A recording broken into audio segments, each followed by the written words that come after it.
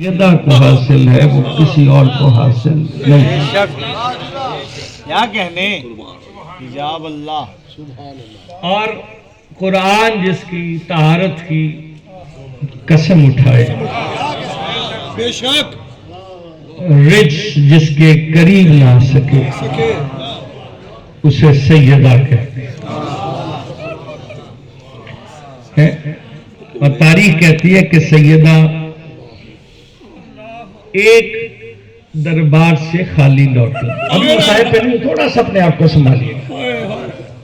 سیدہ دربار سے یعنی منزل آئے تطہیر کے مصداق جناب سیدہ ہونے کے باوجود ایک دربار سے اپنا حق لینے کے لیے گئی اور وہاں سے خالی واپس آئی۔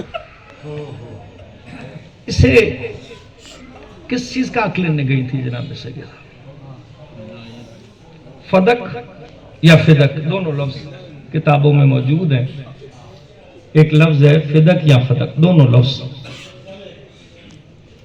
کچھ باتیں ایسی ہیں جو ہم نے بارہا سنی ہوتی ہیں لیکن اس کی گہرائی تک ہماری رسائی نہیں ہوتی یا کبھی دھیان اس طرف نہیں جاتا، اور ہم یہ سمجھتے ہیں کہ شاید یا بچوں جو نوجوان ہیں ان کے لیے کہ یہ جب رسول خدا اس دنیا سے تشریف لے گئے تو آیا یہ مال جناب سیدہ کی طرف اس وقت منتقل ہوا۔ اور ایک چیز کا دھیان رہے، عام طور پر اس لفظ کو باغ فدق کے نام سے یاد کیا جاتا ہے، ایسے ہی نا، تھوڑا تھوڑا بیدار ہے۔ جی بسم اللہ، اس کو باغ فدق کے نام سے یاد کیا جاتا ہے، حالانکہ یہ باغ کا لفظ تو فارسی زبان کا لفظ ہے۔ واہ واہ واہ واہ۔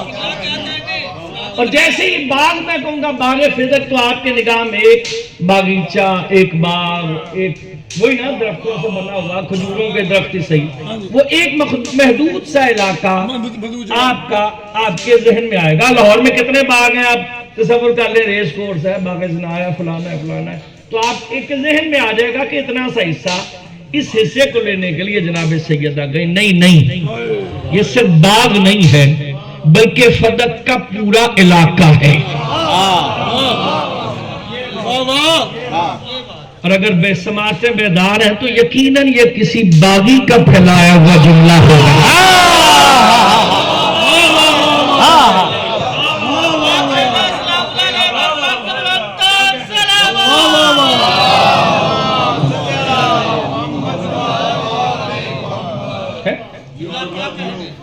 باغی کا پھیلایا ہوا جملہ ہو سکتا ہے کہ باغ، ایک علاقہ، ایک باغ لینے کے لیے جناب سیدہ، ایسا نہیں، یہ پورا ایک علاقے کا نام ہے۔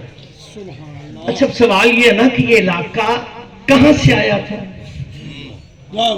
کب آیا؟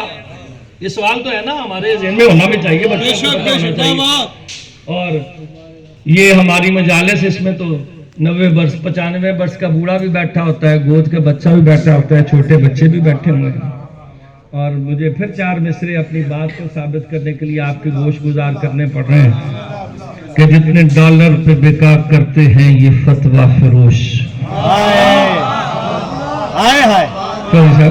جتنے ڈالر پہ بکا کرتے ہیں یہ فتویٰ فروش، اتنا ہم نام میں مولا کے لٹا دیتے ہیں۔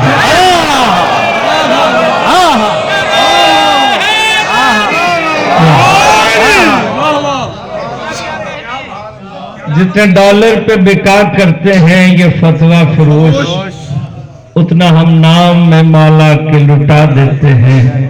اور سال میں چھپتی ہیں بدعت کی کتابیں جتنی، اتنا ہم 10 دن میں بچوں کو پڑھا دیتے ہیں۔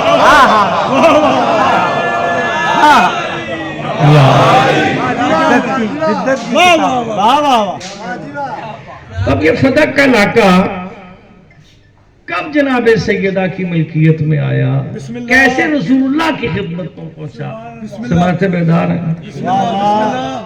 خیبر فتح ہوا، ٹھیک ہے، اور خیبر کا علاقہ، اور یہ بھی عام طور پہ قلعہ خیبر مشہور ہو گیا، قلعہ خیبر نہیں تھا، کموس قلعہ تھا، علاقہ خیبر تھا۔ ٹھیک ہے.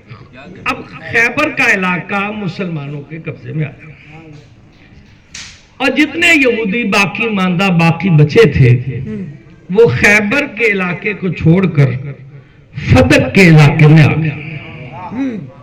کہاں آ گئے؟ یعنی یہ بھی ان کا علاقہ ہوگا نا، اسی لیے تو وہ فدق کا علاقہ چونکہ مسلمانوں کے قبضے میں آ گیا تو وہ وہاں سے نکلے اور نکل کر فدق کے علاقے جو کہ اس کے ساتھ ہی متصل علاقہ تھا وہاں آ گئے. سال کے بعد تقریباً رسول اللہ کو کچھ باتیں پیغام میں ملیں کہ کچھ سازشیں یہودی جو وہاں کے رہنے والے ہیں وہ کر رہے ہیں. سرکار نے ایک دو خط بھی لکھے بسم اللہ. لیکن یہودی ان سازشوں سے باز نہ آئے. جناب نے اور ایک چیز یاد رہے، جب مسلمان حملہ کرتے ہیں جنگ میں تو جو مال غنیمت آتا ہے اس میں سے 5واں حصہ وہ رسول کے خاندان والوں کے لیے ایک کیٹیگری پہلے سے موجود تھی جسے خمس کہتے ہیں. اس میں سے خمس سادات یا رسول کے خاندان والوں کے لیے نکلتا تھا. لیکن خمس جو ہے اس خمس کے لیے ظاہر ہے مسلمانوں کو اپنا خون بھی بہانا پڑتا تھا، مال غنیمت کے لیے پسینہ بھی بہانا پڑتا تھا، جنگ ہوتی تھی اور مال جو ہاتھ آتا تھا وہ بعد میں اس حصے سے تقسیم ہو جاتا تھا. جتنا مال ہوتا تھا اس میں 5واں حصہ چلا جاتا تھا سادات کو اور ہاشمی خاندان کو، باقی دوسروں کو مل جاتا تھا حصے کے اعتبار سے.